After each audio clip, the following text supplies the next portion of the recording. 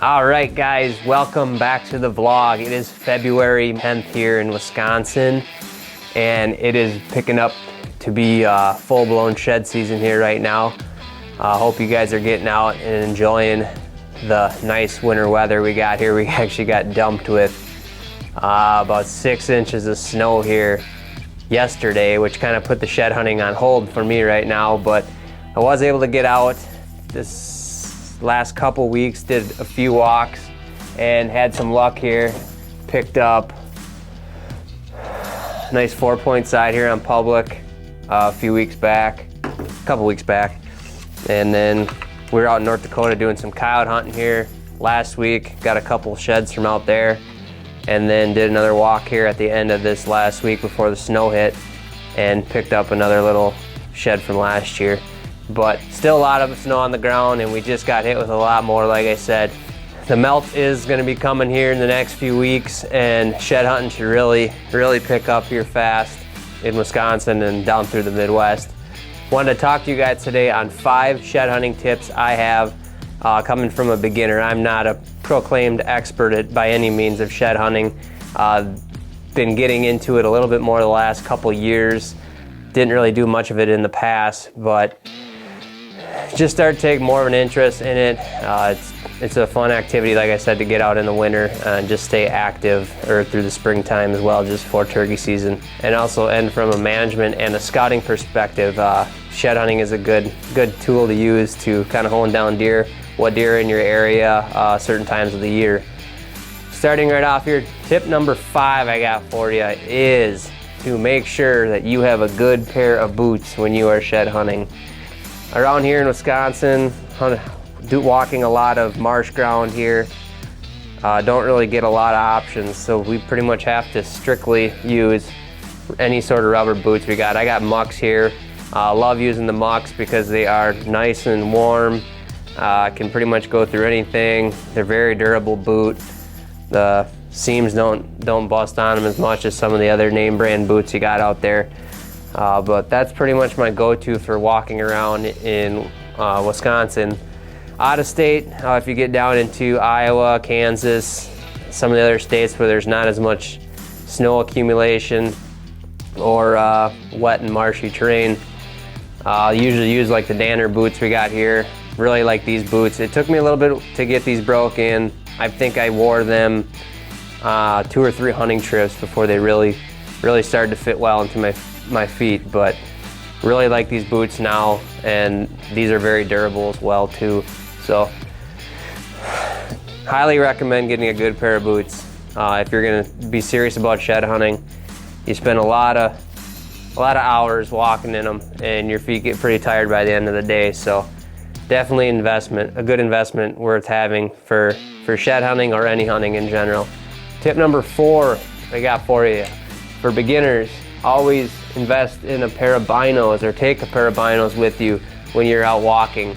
I don't know how many sheds I've found now in the last couple years that I've actually spotted, get into an area where you can see some deer digging around or congregating.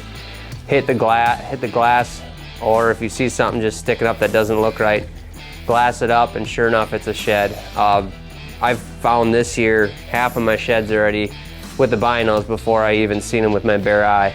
So definitely bring a pair of binos with you when you're walking. It'll save you a lot of steps, but it'll also hopefully find more sheds for you in the long run.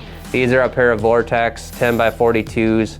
I also use a pair of 10x50s when I've been out this year, and they're worth every penny right here. Tip number 3 I got for you is to have a good digital mapping system on your phone. We are using Base Map here. Absolutely love the app. Really like the tracking feature on it. You can come into a new property, lay your track down, and then save it for future use.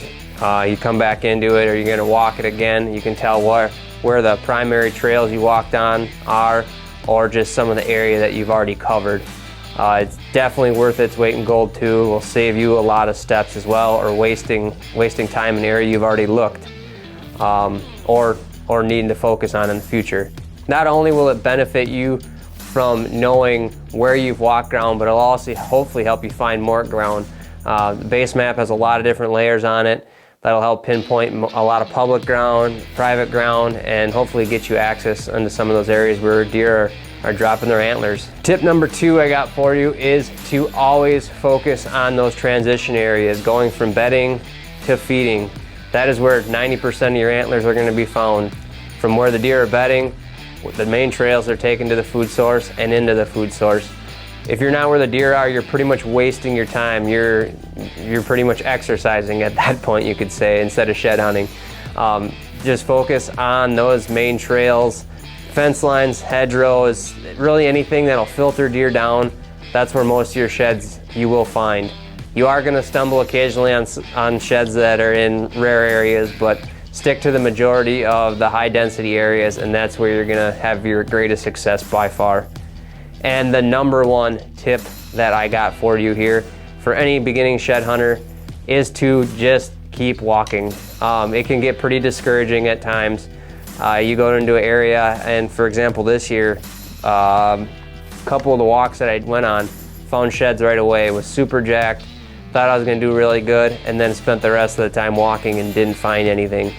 You just got to put your time in, keep hitting those travel corridors, bring your binos and a good pair of boots, and eventually you're going to start finding them. There's definitely a learning curve with shed hunting. It takes time to train the eye to see these antlers laying on the ground. One of the biggest struggles I had starting out is I was looking for a full antler laying on the ground. That's not always going to be the case. You got to look for tips of tines, the bases. I mean, anything that resembles an antler. A lot of times they'll be laying underneath brush, or if they're a year or 2 old, you're only going to see 1 inch to 2 inches if you're lucky at times. But every once in a while you'll find a fresh one where you find the whole antler and it's a nice easy gimme, but that's not often the case. So really the best advice I got for you is keep walking, because you put enough hours in, like anything, you're eventually going to become a master at it. I hope some of these tips help you beginning shed hunters. And give us a thumbs up, throw some comments down below if you got any other suggestions to help kind of the beginners out there that are just getting into the sport. And hope you have a successful shed hunting season this year, and we will catch you here in the next vlog.